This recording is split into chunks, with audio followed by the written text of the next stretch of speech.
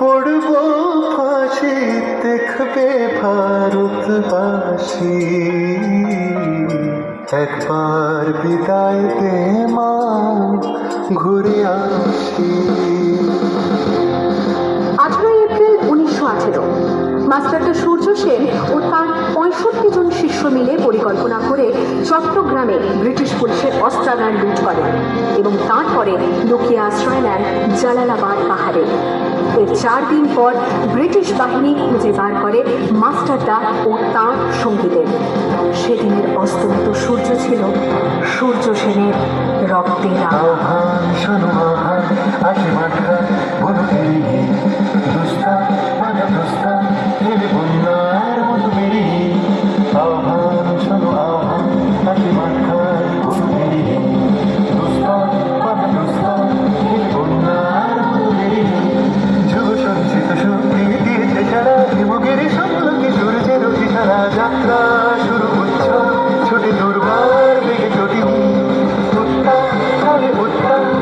মুক্ত সন্তানটিনি, যাত্রা শুরু হচ্ছে, ছোটে দুর্বার বেগে ছুটি, মুক্ত সন্তানটিনি। এই শুধু সুপ্ত যে নবপ্রাণে জেগেছে, রণসাজে সেজেছে অধিকার অর্জনে। এই শুধু সুপ্ত যে নবপ্রাণে জেগেছে, রণসাজে সেজেছে অধিকার।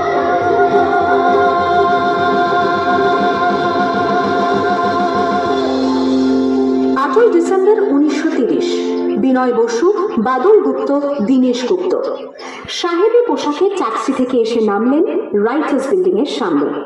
সোজা উঠে গেলেন দোতলায়। সামনে সিমসনের ঘর। দ্বাররক্ষীকে ঠেলে ঢুকে গেলেন ভেতরে। বন্দুকের আওয়াজে গর্জে উঠল রাইটার্স। লুটিয়ে পড়লেন সিমসন। এরপর রাইটার্স বিল্ডিং এর অলিন্দ বারবার গর্জে উঠল বিপ্লবীদের গুলির শব্দে।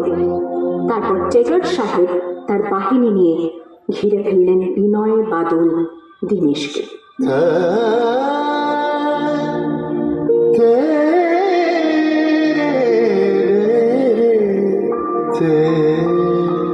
দুর্গমুখীর কান্তার মরুদুস্তর পারাপার হয়ে লঙ্ঘিতে হবে রাত্রি নিশীথে যাত্রীরা হুশে।